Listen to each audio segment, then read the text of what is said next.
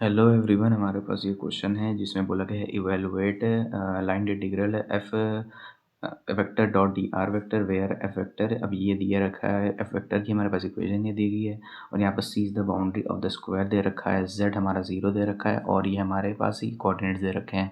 अब मैंने थोड़ा अपना मतलब कि टाइम बचाने के लिए कुछ स्टेप्स इसमें ऑलरेडी लिख लिए हैं, जिसमें ये स्क्वायर बनाना होता है। स्क्वायर इस तरह बनाया जाता है, मतलब कि पहले तो स्क्वायर बना लो, उसके बाद यहाँ पर इस कोऑर्डिनेट के हिसाब से इसे मेंशन कर दो। जैसे x is equal to 0, y is equal to 0 है तो यहाँ पर x is equal to 0, y is equal to 0 यहाँ पर कहीं होगा, ठीक है।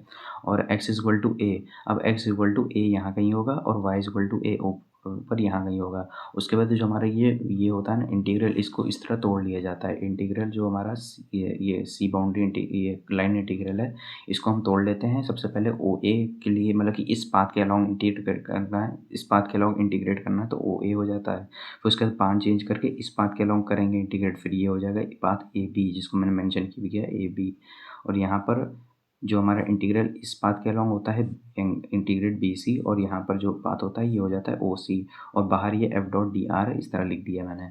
अब जो आर हमारा यह होता है, आर होता है हमारा पोजीशन वेक्टर, जिसको डिनोट करते हैं x i cap plus Y j cap plus Z के कैप। अब क्योंकि यहाँ पर जेड हमारा 0 दे रखा है तो ये पूरी चीज़ 0 हो जाएगी और इतना बचेगा। और यहाँ पर दिया रखा है डी आर, तो मतलब इसका डिफ्रेंशिएशन करेंगे तो जगह d r vector is equal to d x i cap plus d y j cap.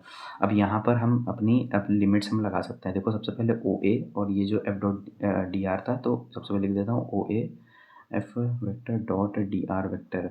अब इस पाथ के अलॉन्ग इंटीग्रेट करना, तो इस पाथ के अलॉन्ग देखो सिर्फ एक्स वेरी हो रहा है लेकिन वाई कांस्टेंट है। वाई कांस्टेंट कैसे, देखो वाई यहाँ पर भी 0 है, वाई यहाँ पर भी 0 होगा और यहाँ पर तो फिर जो लिमिट आएगी वो एक्स के लिए आएगी, जो कि होगी 0 से ए। तो एफ हमारा क्या था, एफ हमारा एक्स स्क्वायर आई कैप प्लस एक्स वाई था, लेकिन वाई जैसे मैंने बोला यहाँ पर भी 0 है, वाई यहाँ पर भी 0 है, तो वाई की वैल्यू यहाँ पर 0 हो जाएगी, तो इतना हिस्सा पूरा 0 हो जाएगा, सिर्फ ये बचेगा। तो हो जाएगा एक्स स्क्वायर आई कैप। वैसे ही जो डी आर वैक्टर में भी वाई 0 है तो ये भी डी वाई भी 0 हो जाएगा और डी एक्स आई कैप बचेगा, तो डी एक्स आई कैप बचेगा। वैसे ही हमारा vector integral A B path के अलॉन्ग इंटीग्रेट करना था, तो ए बी पाथ के अलॉन्ग इंटीग्रल ऐसे ही लिख देंगे। तो ए बी पाथ के लॉन्ग हमारा देखो एक्स कांस्टेंट है, ए है, लेकिन वाई वेरी कर रहा है फ्रॉम 0 टू ए। देखो यहाँ पर 0 था तो यहाँ पर भी 0 होगा, वाई 0 यहाँ पर भी था, अब ये वाई ए यहाँ पर है तो वाई की लिमिट यहाँ पर आ जाएगी 0 टू ए। अब जैसे हमने बताया कि एक्स हमारा कांस्टेंट था तो यहाँ पर भी ए रहेगा, मतलब कि क्योंकि यहाँ पर एक्स ए था तो यहाँ पर भी ए स्क्वायर हो जाएगा और यहाँ पर ए वाई हो जाएगा। लेकिन जब हम यहाँ पर अपनी एक्स की वैल्यू डालेंगे, जैसे एक्स यहाँ पर इक्वल टू ए है, लेकिन इसका जब डिफ्रेंशिएट करोगे जैसे डी एक्स हो जाएगा तो यहाँ पर एक जो क्योंकि कांस्टेंट है तो ये हो जाएगा 0। तो मतलब ये जो चीज़ थी इस बार इस वाले वेक्टर में, इस वाले इंटीग्रल में 0 हो जाएगी। तो एक्स स्क्वायर आई प्लस एक्स वाई जे, अब डी वाई, अब क्योंकि डी एक्स हमारा 0 हो चुका था तो हमारे पास डी वाई जे क्या बचेगा यहाँ पर। अब देखो यहाँ पर मैं वैल्यू भी डाल देता हूँ ए की, क्योंकि हमारे पास एक्स यहाँ पर ए था तो मैंने यहाँ पर वैल्यू भी डाल देता हूँ, यहाँ पर आगे दिखा दिया 0 टू ए लिमिट का की वेरी हो रही है, तो ए आई कैप प्लस ए वाई जे कैप और डी वाई जे कैप। अब देखो मैं बता दूं क्योंकि यहाँ पर भी जे कैप है और यहाँ पर जे कैप, जब इसको डॉट मल्टीप्लाई करोगे तो सिर्फ यही दो मल्टीप्लाई होंगे और इसमें कुछ असर वो मतलब कि ये मल्टीप्लाई होगा ही नहीं। तो मैं इसको थोड़ा सा और सिंपलीफाई कर देता हूँ, 0 से ए लिमिट जाएगी, क्योंकि इसमें और इसमें डॉट प्रोडक्ट पॉसिबल ही नहीं है तो ये निगलेक्ट हो जाएगा, ये टर्म भी निगलेक्ट हो जाएगी और इससे मल्टीप्लाई होगा डॉट मल्टीप्लाई, तो ए वाई आ जाएगा और J cap J dot J cap equal to होता है 1 और आई डॉट जे असल में पॉसिबल नहीं है, मतलब कि ऐसे हम नहीं कर सकते, ठीक है, वेक्टर का रूल नहीं है, सिर्फ वेक्टर लाइक वेक्टर से ही डॉट मल्टीप्लाई हो सकता है, अगर आई कैप डॉट जे कैप नहीं हो सकता है और आई कैप डॉट के कैप भी पॉसिबल नहीं है, ठीक है। तो इसलिए मैंने इन दोनों का मल्टीप्लाई नहीं किया है।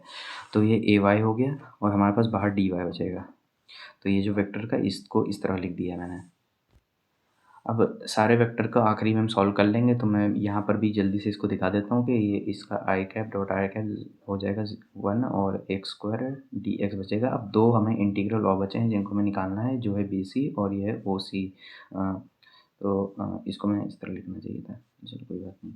तो बी सी असल में इस बी सी जो होगा ये देखो, ये जो ओ ए का वेक्टर का अपोजिट है, तो बस ये माइनस हो जाएगा। ओ ए का जो आंसर आएगा हमारा वेक्टर सॉल्व करने का, तो उसका अपोजिट हो जाएगा। अगर चाहो तो इसी तरह फॉर्म में लिख के दिखा सकते हो, जो कि हो जाएगा बी सी और F dot D r equal to, क्योंकि लिमिट अब की बार ए से ज़ीरो हो रही है वाई के लिए, और एक्स हमारा जो है सॉरी वाई से, वाई कांस्टेंट है और एक्स से ज़ीरो, एक्स एक्सिस पे चेंज हो रही है, जबकि एक्स एक्सिस पे यहाँ पर ए है और एक्स एक्सिस पे यहाँ ज़ीरो है। ठीक है, तो ए से ज़ीरो हो रहा है तो लिमिट हो जाएगी ए से ज़ीरो, और क्योंकि वाई हमारा कांस्टेंट और डी वाई भी ज़ीरो हो जाएगा, और डी वाई जब ज़ीरो हो जाएगा तो वाई देखो कांस्टेंट है, तो वाई यहाँ पर ए इक्वल यहाँ पर जाएगा, लेकिन डॉट मल्टीप्लाई में सिर्फ एक्स स्क्वायर ही रिटेन रहेगा। तो इसको मैं अब डायरेक्ट दिखा देता हूँ, एक्स स्क्वायर डी एक्स रहेगा। ठीक है, अच्छा अब इसको जल्दी से निकाल लेते हैं। सी ओ, अच्छा सी ओ में क्या है, सी ओ में एक्स एक्सिस भी ज़ीरो है, लेकिन वाई एक्सिस देखो वैरी कर रही है, ज़ीरो ए टू ज़ीरो, ए यहाँ पर है और वाई देखो यहाँ पर ज़ीरो यहाँ पर है, लेकिन जब हम एक्स को यहाँ पर ज़ीरो डालेंगे, यहाँ पर ज़ीरो डालेंगे तो दोनों ज़ीरो हो जाएंगे, तो एफ भी हमारा ज़ीरो हो जाएगा। तो इसको इस तरह दिखा सकता हूँ मैं,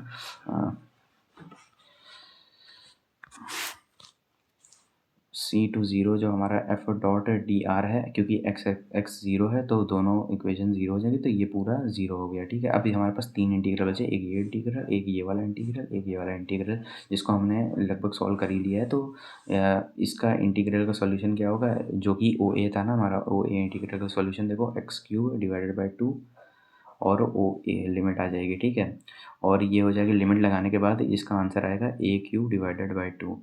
ठीक है, तो मैं यहाँ पर लिख देता हूँ सबसे पहले A Q divided by two plus, अब इसको प्लस करना था ए बी इंटीग्रल को, तो ए बी का इंटीग्रल जो मैंने यहाँ पर निकाल रखा था ये है, तो इसका इंटीग्रेट करेंगे, इसको इंटीग्रेट करते हैं तो A Y square divide by two हो जाएगा, लिमिट डालेंगे ज़ीरो टू ए जाएगी लिमिट। ठीक है, थोड़ा गंदा सा हो रहा है वर्क, तो इस तरह दिखा देते हैं, ए मल्टीप्लाइड बाय जब लिमिट आएगी वाई में तो ए स्क्वायर डिवाइडेड बाई टू, तो हो जाएगा ए क्यूब डिवाइडेड बाई टू, तो यहाँ पर लिख जाएगा ए क्यूब डिवाइडेड बाई टू।